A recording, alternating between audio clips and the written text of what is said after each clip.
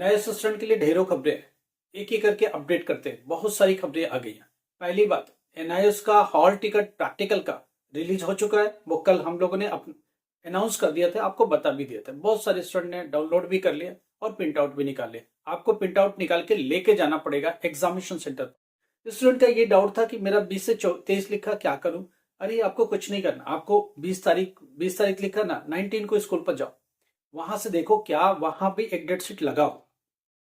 20 को कौन सा सब्जेक्ट कराएंगे, 21 को कौन सा कराएंगे, 22 को कौन सा कराएंगे, 23 को कौन सा कराएंगे, वो स्कूल डिसाइड करेगा। वहां नोटिस लगी होगी, कितने बजे कराएंगे वो आपको इन्फॉर्म करेंगे।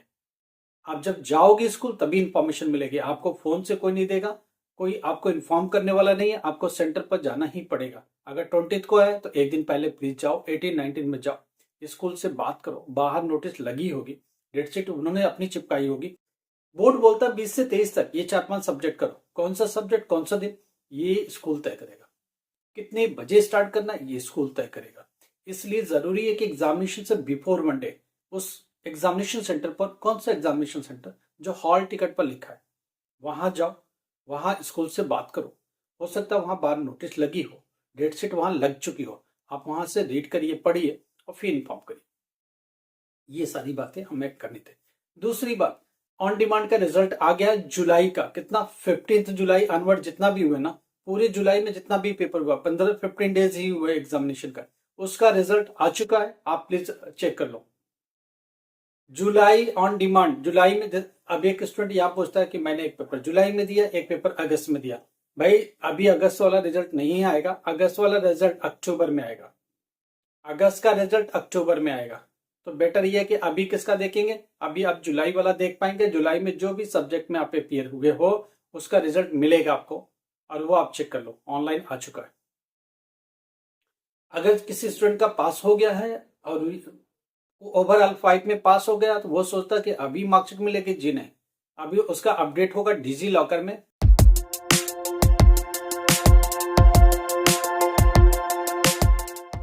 नमस्कार, आदाब, सत श्री अकाल।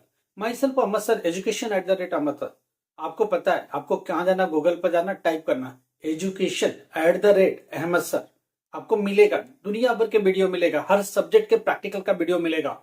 ओल्ड वीडियोस पड़े हुए, कुछ भी बदला नहीं है, सिलेबस कुछ भी चेंज नहीं हुआ प्रैक्टिकल को लेके। वही इंपॉर्टेंट प्रैक्टिकल आज भी चल रहे स्कूलों में, आप वही प्लीज कर लीजिए। फिजिक्स का 2 इंपॉर्टेंट प्रैक्टिकल बता चुके, केमिस्ट्री का है, बायोलॉजी का सबका पढ़ा हुआ, आप प्लीज वहां से देख लीजिए। कुछ स्टूडेंट का क्वेश्चन है, पहली बात, ऑन डिमांड का रिजल्ट आ चुका है जुलाई का, अगस्त का नहीं। जुलाई में जो पेपर आपने दिया वो मिल गया। एक स्टूडेंट ये कह रहा है मेरा तो अगस्त में भी एक पेपर है, तो क्या करेंगे। भाई अगस्त का अक्टूबर में आएगा, इसलिए मैंने बोला था सितंबर एंड ऑनवर्ड आप भरोसा करो। अभी के लिए सिर्फ जुलाई जो 15 दिन का पेपर हुआ उसी का रिजल्ट आया। अब आप सोचो 15 जुलाई को, 16 जुलाई को, 17-18 जुलाई को कुछ पेपर हो रहा है और उसका रिजल्ट आ जा रहा, तो एग्जैक्टली 2 महीने हो गए उनको। एग्जैक्टली 2 महीने होने को, आज 14 तारीख है। इससे अंदाज लगाओ कितना हो गया। एक 15 जुलाई, 16 जुलाई, 17-18 जुलाई में पेपर देता लड़का, आज की तारीख में कितना, ऑलमोस्ट 2 महीने होने को है। तो 2 महीने पर ही रिजल्ट मिलता है, इससे पहले नहीं मिलता है। ऑलमोस्ट जुलाई में जितना भी पेपर हुआ उसका रिजल्ट आ चुका है ऑन डिमांड का। देख लो, जहां रिजल्ट देखते हैं वहीं जाकर के देखना ऑन डिमांड रिजल्ट, उसमें लिखा होगा जुलाई 2024 का, राइट। उसी में से आप अपना रोल नंबर डालिए, अपना कैप्चा कोड डालिए, अपना आपको मिल जाएगा। अगर आप सारे सब एक आध सब्जेक्ट में फेल थे, आप उसमें पास हो गए, तो इसका डिजी लॉकर में कब आएगा, 15 डेज लगेगा अपडेट होने में। हार्ड कॉपी कब आ गया, अक्टूबर एंड में आएगा। कम से कम 1 से 1.5 महीना लगता है, 1.5 महीना कम से कम लगता है हार्ड कॉपी आने में। 15 डेज डिजी लॉकर में, 1.5 मंथ कम से कम आगे आने में, क्योंकि 15 डेज डिजी लॉकर में अपडेट होने के बाद भी 1 महीने हार्ड कॉपी को प्रिंट होने में लगेगा। और ऑन डिमांड वालों का बाई पोस्ट आएगा। जो पोस्टल एड्रेस आपने एडमिशन के टाइम मेंशन किया एग्जैक्टली वहीं आएगा और कहीं भी नहीं जाएगा। ठीक है। अब एक स्टूडेंट का क्वेश्चन है कि पेंटिंग के प्रैक्टिकल एग्जाम में क्या करना है। मैं इसको बता दूं, पेंटिंग के प्रैक्टिकल एग्जाम में क्या करना है। 10th क्लास में मैं बता चुका, जाकर के A3 सीट पर वहां 2 पेंटिंग बनानी है, रिटन एग्जाम नहीं होता है। 12th क्लास में भी 2 पेंटिंग जाकर के स्कूल के अंदर बनानी है, A3 सीट पर, रिटन एग्जाम नहीं होता है। 10th क्लास अपना रिकॉर्ड फाइल पेंटिंग का लेके जाएगा, कम से कम 10-12 पेंटिंग बना के लेके जाइएगा, रिकॉर्ड में लगाइए, रोल नंबर मेंशन करिए, वो सबमिट करना है वहां। साथ में 2 A3 शीट लेके हाथ में जाना है, आर्ट वाला, कलर पेंसिल सब लेके जाना है। School will not provide anything. 12th class का भी यही है, 2 पेंटिंग बनाएगा, रिकॉर्ड फाइल लेके जाएगा, एक चार्ट पेपर पर भी सिंधी बना के लेके जाएगा, वो भी सबमिट होगा, क्योंकि सबके मार्क्स डिफरेंट है। जो चीज नहीं दोगे उसके मार्क्स स्कूल नहीं लगाएगा। बाकी आप स्टडी सेंटर से ठीक से बात कर लेना ताकि आपको मार्क्स ठीक से मिल सके। डेटा एंट्री का क्वेश्चन है 10th क्लास में, यहाँ डेटा एंट्री का मेंशन कर देता हूँ प्रैक्टिकल में क्या होना है। 10th क्लास डेटा एंट्री में आप जब स्कूल में जाओगे तो स्कूल कंप्यूटर लैब में भेज देगा, एक कॉपी भी दे देगा, उसमें रोल नंबर नेम सब मेंशन करेंगे। वहां क्या बोलेंगे, कोई एक फाइल है उसे सेव करो, तो उसकी सारी कमांड्स लिखो। एक पहले टाइप करते हो तो लिखते हो, क्या करते हो, एमएस वर्ड ओपन करते हो, लिखो open the MS word. Boot करते हो, कंप्यूटर ओपन होता है, तो जो जो स्टेप हो वो लिखने को बोल सकता है या फिर सिस्टम पर करने को बोल सकता है। करने के बाद स्कूल के टीचर ही प्रिंट आउट निकाल के इन सब में लगा देते हैं। समझ में आ रही बात, और सीधे मार्क्स लगा देते हैं। ये भी एक तरीका है। एक स्कूल टीचर बोलता है कि ये टाइप करो और ये सेव कर दो, एक लेटर टाइप करो सेव कर दो, और जो जो कर रहे हो वो सब लिख दो। तो स्टूडेंट लिखता है कि I open the MS word, उसके बाद type something something, finally control, आपने उसे सेव कर दिया। समझ में आ रही है, आप उसको सेव मोड में करके उसके बाद ये सारी जितना भी कमांड दिया ये सब लिखो। ये लिखने को बोल सकता है या टाइप करके प्रिंट आउट निकालने को बोल सकता है। कंप्यूटर पर कुछ भी परफॉर्म करने को बोल सकता है। बेसिक कंप्यूटर, कुछ टाइप करो, कुछ लेटर टाइप करो, कुछ एप्लीकेशन टाइप करो, कुछ भी बोल सकता है टीचर, कुछ तो करो कंप्यूटर पर। ये सारा होता है। कुछ स्कूल में बोलते हैं कंप्यूटर पर करो घर जाओ, राइट। तो कंप्यूटर पर बैठे कुछ भी किया, टीचर उसका प्रिंट आउट एक आध निकाल के लगा देता है। फिर मैं समझाता हूँ 10th class data entry 33 marks सीधा प्रैक्टिकल से मिल सकता है, इसलिए स्टडी सेंटर से ठीक से बात करना। Study centre in the sense practical centres, practical centre maximum study centre ही बने हैं, कुछ नहीं बने जहां स्टूडेंट कम है या व्यवस्था नहीं है वहां। तो आप प्रैक्टिकल सेंटर से ठीक से बात कर लेना, उस टीचर से ठीक से बात करना, आपको 33 नंबर वही मिल सकते हैं। थियरी में 0 भी होगे तो भी पास हो जाओगे। इसलिए प्रैक्टिकल डेटा एंट्री का प्रैक्टिकल सेंटर पर बहुत इंपॉर्टेंट है। तो उनसे ठीक से बात करो, अपनी जो भी करना है बातचीत थोड़ा अच्छे से कर लेना, बाकी आप समझदार हो। 12th क्लास डेटा एंट्री में, 12th क्लास में ऐसा नहीं होता है। 12th क्लास में डेटा एंट्री में थियरी अलग है, प्रैक्टिकल अलग है।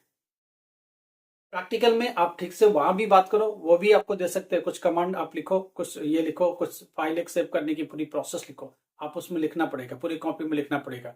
ये ओपन द फाइल एग्जैक्टली लिखना पड़ेगा, कौन सा कमांड दिया, उसके बाद ओपन होने के बाद आपने टाइप किया, उसके बाद उसको सेव करने के लिए क्या किया, उसको सेव करने के लिए क्या किया, कॉपी पेस्ट किया, क्या किया, कैसे किया, वो सारा चीज लिखने को बोल सकता है। प्रोसीजर लिखने को बोल सकता है। तो वो प्रोसीजर आपको कॉपी में लिखने को बोल सकता है, तो वो लिखना ही पड़ेगा।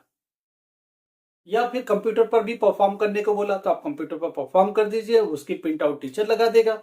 ये सारे काम उसमें होते हैं। तो प्रैक्टिकल में पास होने के लिए हमने बार बार कह रहे हैं प्रैक्टिकल सेंटर से ठीक से बात कर लेना, वो लोग आपको पासिंग भर के मार्क्स ठीक से दे देंगे। और थियरी में जाकर के एक यहाँ डेटा एंट्री 12th क्लास को समझने की कोशिश करो। थियरी 40 मार्क्स का, डेटा एंट्री का 12th क्लास की बात हो रही है। 40 में से पासिंग कितना होता है, 13 होता है। मगर यहाँ क्या होगा, टीएमए का भी रोल आएगा। अगर आपका टीएमए है, लेटरल एंट्री नहीं है, टीओसी के थ्रू नहीं आए हो, तो आपको 13 मार्क्स लाना पड़ेगा। अगर टीओसी है, देखना ये सारी कहानी है। जो लेटरल एंट्री दूसरी बोर्डों से फेल होकर आए तो पूरे 13 मार्क्स चाहिए फिर थियरी में। प्रैक्टिकल में 33% उस प्रैक्टिकल मार्क्स का चाहिए। थियरी में कितना, 13 चाहिए।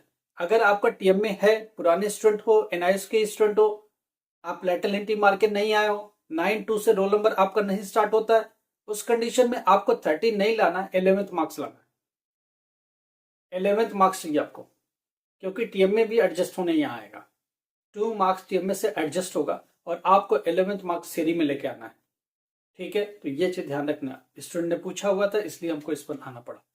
दूसरा एक क्वेश्चन ये, ऑन डिमांड मैंने जुलाई में भी कुछ दिया, कुछ अगस्त में दिया, क्या करें, अब क्या करें। अभी तो रिजल्ट हमारे हाथ में नहीं आएगा भाई। देखो, जो जुलाई में पेपर्स हुए उनके रिजल्ट से पाए, अगस्त में कुछ पेपर हुए उनके लिए तो आप अगले महीने वेट करो। उसके अगले 15 दिन के बाद डिजी लॉकर में अपडेट होगा, क्योंकि आपका रिजल्ट तो बना ही नहीं। क्योंकि आपने एक पेपर जुलाई में दिया, एक पेपर अगस्त में दिया, तो जुलाई का रिजल्ट अभी है, अगस्त का रिजल्ट नहीं है, अगले महीने आएगा, फिर देखेंगे हम लोग। ठीक है, तो जो बच्चों ने ऑन डिमांड जुलाई में दिया, प्लीज अपने रिजल्ट चेक कर लो। और प्रैक्टिकल से रिलेटेड जो भी प्रॉब्लम्स है मैसेज करो, हम लोग आपकी मदद करेंगे, या अगले वीडियो में उसको समझाने की कोशिश करेंगे, हर एक सब्जेक्ट की, सब्जेक्ट वाइज। ठीक है, लाइक करो, सब्सक्राइब करो, शेयर करो। Thank you so much.